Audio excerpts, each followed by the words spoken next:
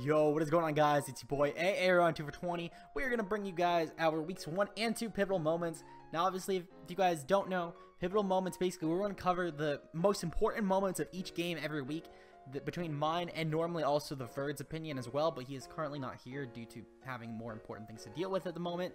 So this week I'm gonna be covering it by myself, but we will be here covering the plays that we felt were the most important to each game that sort of just turned the tide for the match. So obviously, as I said, we're doing weeks 1 and 2 because there are only 5 games each week, so it would be a very short video. Should we just do one game? Well, should we just do 1 week at a time? Which is why we're going to be doing 2 weeks at a time. So every even week of the GBA, you're going to see a pivotal moments. So obviously, if you guys enjoy, leave a like down below. And without further ado, let's get right into the pivotal moments for week 1 and 2. So we're gonna start off with week 1. And the first game on the board that I have is Danicki, coach of the Rosen Radenborg, versus Magic Activator, coach of the Memphis Grizzlies. And the moment that I felt really sold this match was once Mega Absol passed all those Calm Minds into Magearna, because it allowed Magearna to take any hit from the Milotic, and since it didn't have Haze, it had no way of phasing the Magearna out, which allowed it to set up a shift gear and outspeed every single Mon in Magic's team at that point, because his Scarfmon was Mienshao, and that was paralyzed thanks to the Stunfisk, and that was all that would have even been able to outspeed the Magearna had it not been paralyzed. Once the Magearna got to +2 speed, it was able to just plow through Magic's team, allowing Danicki to get a 5-0 this week thanks to the Magearna. Next up, we got Randy, coach of the Texas Rangers, versus It's Regulator, coach of the Los Angeles Cafables. And the moment that sold me this match was when Randy hard swapped Hawlucha against a Zygarde. This saved Tapu Koko for later on in the game to plow through things such as Celesteela once Hawlucha had weakened them already and also killed off the Zygarde. Obviously, there wasn't really too much to it. He sort of just hard swapped, and then once Hawlucha went down, Koko was able to just clean up late game because that sped everything. But I felt like that was definitely a really important moment because had Zygarde still been there, it could have E-speeded off, and that would have probably been game for Randy. But obviously, you know, there still could have been other things. In my opinion, though, that is definitely what saved Randy this game. We got Jack, aka Don Fanatic, coach of the Norwich Skitty, versus Aberforth, coach of the Newcastle Umbreons. And I think what really sold me this game was when Abe clicked Memento with his Alolan Persian versus the Volcarona. This allowed Emboar to guarantee live a Psychic from the Volcarona, who otherwise would have most likely, I believe it was a roll, but it would have most likely killed it off. This allowed Emboar to break through the Latias by Flame Charging, and also allowed him to break Registeel pretty well, which allowed Alolan Persian and Beedrill to clean up late game. Because he was able to get rid of Jack's hazard removal, it allowed him to do a lot more in the late game with Mega Beedrill and Persian, which is why I feel like that the Alolan Persian momentoing at this specific moment definitely really just won Abe the game this week. Next up, we got Jolt, coach of the Toronto Staraptors, versus Leo, coach of the Durham Druddigons. And I believe at the moment that sold me this game, there wasn't really too much that sort of just swayed the match in either favor. But I think that something that stopped Jolt from getting a Scolipede sweep was definitely the Mega Horn versus the Kieran Black. Because Jolt could have potentially won that game very effortlessly with Scolipede. But because of that miss, Greninja was able to pick it off easily. And that had allowed Jolt to still, I mean, he still won the game regardless, but it did stop him from sweeping the Scolipede, so it mattered for differential, but there wasn't really too many moments specifically that changed the tide of the match necessarily, or many plays that otherwise would have affected it, but I felt like this definitely at least stopped Jolt from getting a potential sweep with Scolipede, and could have already gotten it some massive kills, maybe competing with Magearna for Mon of the Week. Next up, we got Aster, coach of the Montreal Habsels, versus Papa C and the New York Clinks. I felt like something that sold the game turn 1 was when Aster had killed off the Hoopa U with the Fellstinger.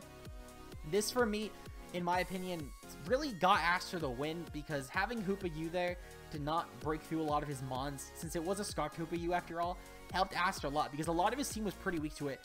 Because had Papa C generated him right and gave it Hyperspace Fury, that would have been a very detrimental Mon to Aster's team.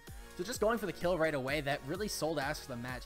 I'm not sure if that was a specific moment that guaranteed Aster the win, but it definitely did help Aster plenty throughout the rest of the game. And speaking of misgens, we have Jolt, coach of the Toronto Staraptors for week 2, by the way. This is a week 2 game starting up. And we have Jolt, coach of the Toronto Staraptors, versus Danicki, coach of the Rosen Radenborg. And something that really caught my eye this game was the Licky Licky. Now, if any of you guys saw Danicki's side, you can see how little damage. Well, you would have seen it from both sides, but you'd have seen how piss poor damage the Licky Licky did with Return versus the Scolipede. And it was at that moment that Dan realized that he had a misgem with his Licky Licky, giving it only 70 happiness. And because of this, it forced him to go for Dragon Tail versus the Tauren, because he could have otherwise just killed off with Return, and that could have potentially made the difference in the game, because he would have he wouldn't have had to given it the regenerator boost there by Dragon Tailing it out, because obviously that was his best way to damage it. Though in hindsight, he probably would have still been better off just returning it anyway. Though, to be fair, it really didn't matter because him not having max happiness sort of just cucked him out versus plenty of Jolt's Mons. So in my opinion, that really hurt Dan this match. Next up though, something that was a little more easy to just guarantee this was the play. Gregulator, coach of the Los Angeles Clefable versus Papa C, coach of the New York Clinks. When the second Greg got up rocks, in my opinion, it was over for Papa C because it allowed Skarmory to get its sturdy broken. It allowed Mega Pidgeot to get the necessary damage off it needed to, so then Nihilego could just plow through the rest of his team. It was a very, very nice Nihilego sweep, despite how much Greg was really banking on sweeping with Celesteela. It just came down to Nihilego plowing through the rest of Papa C's team. Speaking of great games, next up we have Randy, coach of the Texas Rangers, versus Leo, coach of the Durham Dragons. And in my opinion, something that really sold this game, and you'll understand it more obviously if you've ever clicked a Stone Edge, was Leo hitting a Stone Edge versus Cloyster, because had he not hit that Stone Edge, Cloyster would have guaranteed gotten off a Shell Smash sweep, and it would have plowed through the rest of Leo's Mons. He would have had nothing to do about it, because +2 Cloyster just, he had no Mons for it at that point. Everything was weakened enough to the point where Cloyster just finished off the rest of Leo's team, between its coverage and the fact that it would be +2 in both offenses. There wasn't much Leo could have done to stop the sweep, so hitting that Stone Edge, as little as it may seem, hitting an 80% accurate move is pretty hard to do for Stone Edge, apparently. It's more like an 80% miss, so I have to give that to the Stone Edge hitting.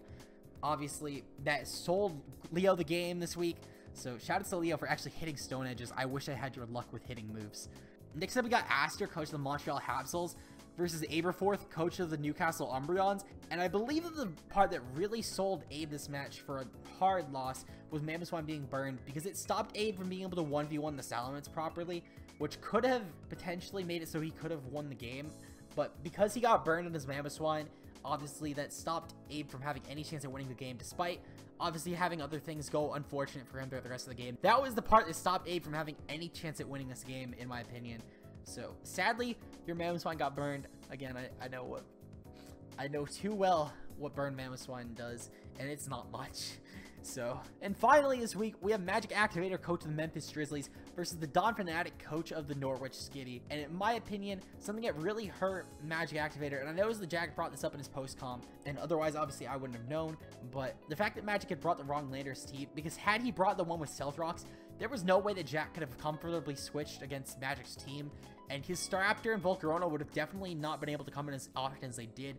And I feel like that would have definitely hurt Jack a lot more throughout this match. He wouldn't have had any ways to win had his Mons taken as much chip damage. For example, the Staraptor would have died, the Volcarona would have died, the Lopunny would have taken a lot more chip damage. So while he could have still potentially won, had Magic Activator brought the Rocks Landorus, Magic, in my opinion, would have had a much easier win, if not a guaranteed win, versus having lost the game because he brought a setup Landorus. Those are the pivotal moments for this week, guys. If you enjoyed, leave a like down below. If you have something else you thought was more pivotal than what I thought, make sure to comment that down below. Obviously, I'm a little new to this, so I may not have caught the moment that you guys specifically thought of, but I'm down to hear all your guys' favorite moments from this week, as there were a lot of great moments this week. So make sure to keep up with the pivotal moments, because next time we will have Verdwits as well for week 4, and otherwise I will see you guys next time. Peace out.